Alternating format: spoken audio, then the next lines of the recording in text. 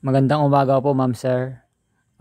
Idudulog ko po yung mga reklamo ko po sa sa sa Calawag, Quezon Province. Diyan talaga yung maraming pinaka-epicenter naman ng bubuli sa akin. Yung mga nang aapi sa akin dito ay sana nga makarating to kay Rapi Tulfo eh. Sana nga mapakinggan niyo itong letter ko. Yung mga nambubuli sa akin dito, lapastangan sila. Mga taga Calawag dito po sa lugar na yan, sa Kalisupot, Rodriguez Residence, Barangay Baclaran, Looban, Calawag, Quezon Province. Sa ano yun, dyan sa malapit sa boundary ng Bicol, malapit sa Pabicol. Sana makarating to kay Rapi Tulfo, sa iba pang Tulfo Brothers, kasama na rin dito sa PNP, sa Attorney's Office, kasama na rin dito sa mga marami pang iba, sa Anti-Noise Crusaders of the Philippines, ANCOP, Anti-Noise Pollution.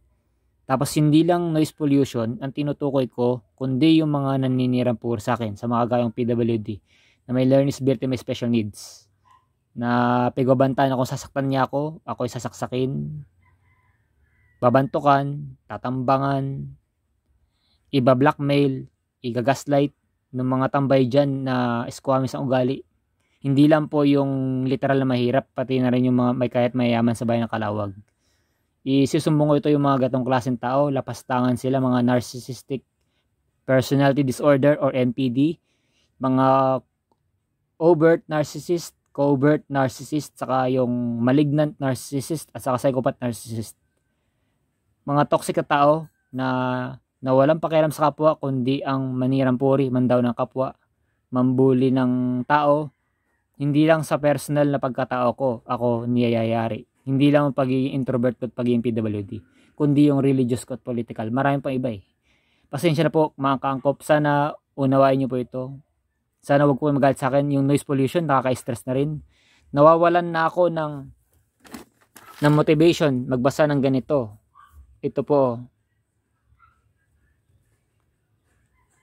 Nawawalan ang gana magbasa dahil sa mga karaoke nila, mga video okay nila, na nakakaperwisyo, na yung mga narcissistic na yan, yung mga may NPD na yan, may sapi yan, kampon ni Satanas, kampon ng Diablo, kampon ng kadiliman yung mga yan.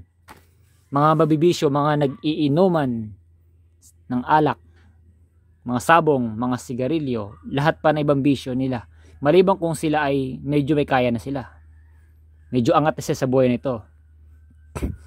Kung ayaw nyo gawin sa iba, kung ayaw nyo gawin sa iyo, wag mong gawin sa iba.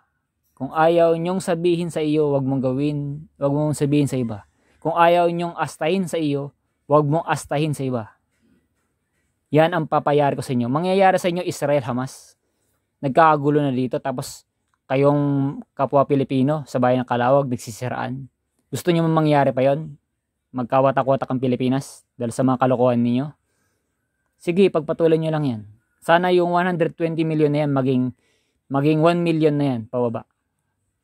Bawasan na ang tao sa buong Pilipinas. Hindi lang sa buong mundo, kundi dito sa bansang ito, na samantalang tulungan nilang kapwa nila na iangat, ay babagsak pa nila at hihiyain nila pababa. Igagawa ng blackmail at saka mga gaslighting. Yung mga taktika po yan, mga narcissistic tao na hindi naman la totoo. Napakabalasubas ng mga taga-Calawag na yan, lalo di sa Barangay Baclaran, lalo sa labas ng compound ng Rodriguez Residence. May mga kapitbahay dito na sinisira nila, lagi pagtitinginan nila. Lagi nilang ini-stock yung gilos ko, galaw ko. Sana itong aking mga post na ito, mag-viral na ito. Diyan napakaingay dyan dito sa bandang ito. Kasama na rin dito, napakabastos rin nila dito. May kakarokin dito, hindi makatulog yung mamikot daddy ko. Na-stress na talaga ako. Hindi lang ako, pati yung pamilya ko at saka yung alaga kong aso, akong pusa. Lapastangan kayo. Subukan na awayin nyo ako, subukan na pisikalin nyo ako. This is a trap bait na kinagat nyo. Nag-deal kayo kay kamatayan. Nag-deal kayo na sana ibalik na yung nakaraang pandemic na yan. Sana magkagera na nga. para maubos na ang tao dito sa buong mundo, hindi na sa Pilipinas. Hindi lang sa Quezon Province, lalo sa bayan ng Calawag, yung epicenter ng masamang karanasan ko.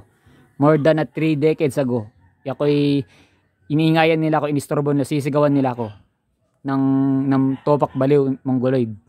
Tapos yung kasama na rin yung mga loudspeaker, mas malala ngayong 2010 sa 2020 kaysa nung mga 1990s 2000.